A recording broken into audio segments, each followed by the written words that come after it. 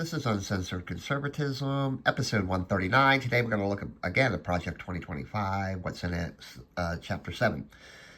So Chapter 7, which is really not all that controversial up to this point, is about the intelligence community and was authored by Dustin Carmack, who worked in that area previously. Now, in a perfect world, the Director of National Intelligence, or DNI, is the key person in the spook community, which oversees over 15 intelligence gathering agencies. So it's quite obvious that the bureaucracy is vast. Project 2025 points out four main adversaries to be confronted: Iran, Russia, China, and North Korea. In addition, there is also counterterrorism to consider. The goal is not only detection, but prevention. Now, when the baton was passed to the Biden administration, they retained the setup from Trump. The DNI is the key cabinet-level person to brief the president. They are the voice of the intelligence community. But rivalries and turf fights continue, leading to duplication of efforts and overclassification of information. If approved as DNI, she has to overcome these obstacles. There's also a hesitancy to fire underperforming employees, coupled with troubles with recruitment and untimely delays in hiring. You could couple these problems with some bad actors in the past. Yeah, that's you, John Brennan. I'd include Clapper, but he's just like some kind of doofus or something. So Executive Order 12333, signed by this guy in 2008, is the guiding principle that mentions terrorism and weapons of mass destruction. There is nothing about China, Russia, or cyber warfare. This needs to be addressed, and instead of so many agencies pursuing the same goal, especially cyber warfare, it has to be specifically spelled out. Carmack suggests that the DNI have total control over the sprawling intelligence budget, because here's the thing. What may appear a threat today and be budgeted accordingly may not be the biggest threat 3 months from now. The DNI must have the ability to move resources as the situation changes. They should be the boss of the CIA and NSA, not an innocent bystander who occasionally briefs the president. Now, security clearance is a problem, and Project 2025 suggests a standard procedure so there is reciprocity across all agencies. Further, there should be continuous vetting throughout their employment, so that a person like this does not go undetected. Yeah, he's a spy. Anyway, the idea is to make the DNI more important in the intelligence community as was originally intended. One major problem is outgoing employees who burrow in as the next administration comes in. This usually occurs during the confirmation and transition process, but there is a solution. Appoint a deputy DNI who roots out those employees that may thwart the president's agenda. The last time around, Trump didn't do this, and you saw the results with the Russiagate nonsense. Once the DNI is confirmed, all covert operations and all overseas assets must be reevaluated. And once again, the intelligence community works within the executive branch and is answerable to the president with some congressional oversight. In other words, the intelligence community cannot be conducting their own foreign policy through a bevy of informal and formal networks with other countries or amongst themselves. The president sets the foreign policy, the State Department implements it, and the intelligence community analyzes it and provides information. That's it. That's all it is. That's how it should be. Mid-level managers should be hired to make sure underlings are actually doing their job and are answerable for their mistakes. Again, that's not always the case.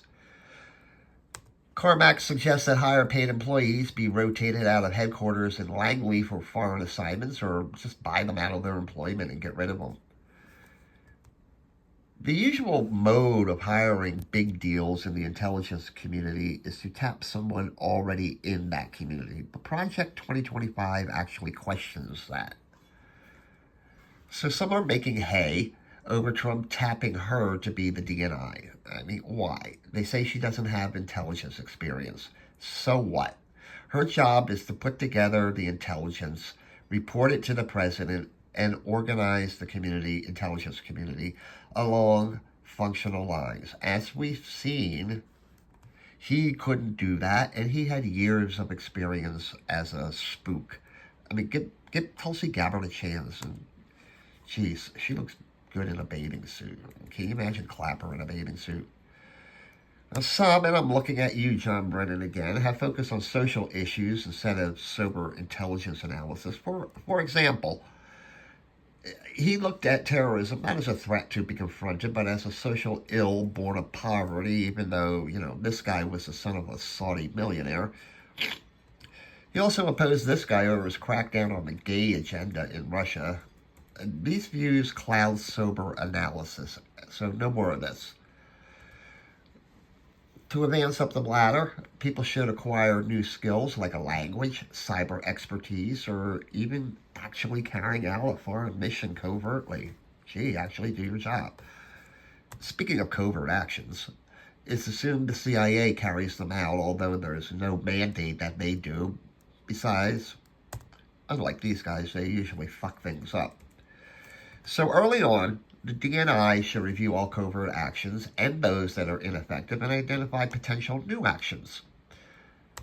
On average, it takes 600 days for a potential recruit to pass a security clearance. Project 2025 suggests a target of no more than 180 days.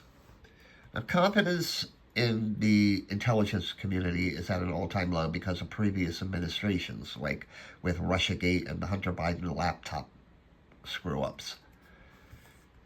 This guy, besides decimating the operations arm of the CIA, the actual spies in the field, weaponized intelligence against this guy.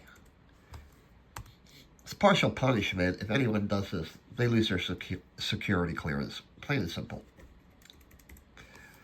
Spooks are sneaky, too. They tend to retire rather than face an internal investigation. Those investigations should continue, and they should face prosecution. Further, strip them of their pensions if they're found guilty. And regardless, prohibit them from using their security clearances, if they keep them, to make political statements or views in the media or on social media. Now, this guy weakened guidelines about leaking classified information to the media, and that has to be corrected. In other words, the intelligence community must be politically neutral when reporting to the president or Congress. On the flip side, Project 2025 says the president should not publicly rebuke the CIA director or director of national intelligence. So, sorry, Trump, no more late-night tweets from you.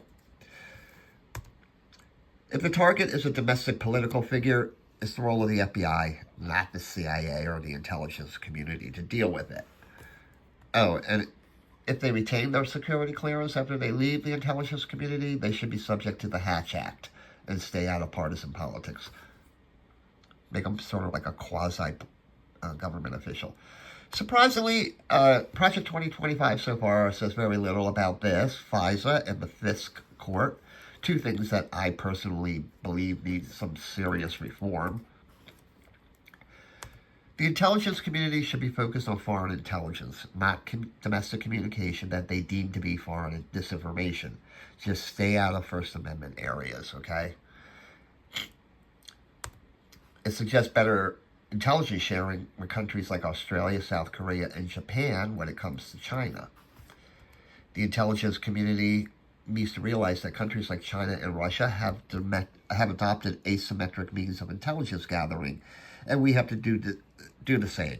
For example, they now target universities and corporate America. China steals between $400 to $600 billion in intellectual property every year. The intelligence community needs to come up with a plan to stop China from doing this. Project 2025 also recognizes past failures of the intelligence community like the failure to adequately determine the Islamic terrorist threat against the United States, the failure of weapons of mass destruction in Iraq, the fall of the Soviet Union, and the true origins of COVID-19 from a lab in Wuhan, China. One area that the document addresses is the sharing of intelligence across the various agencies. Now, I have a problem with this given the Russiagate debacle, but that's the role of the DNI to put up the guardrails there.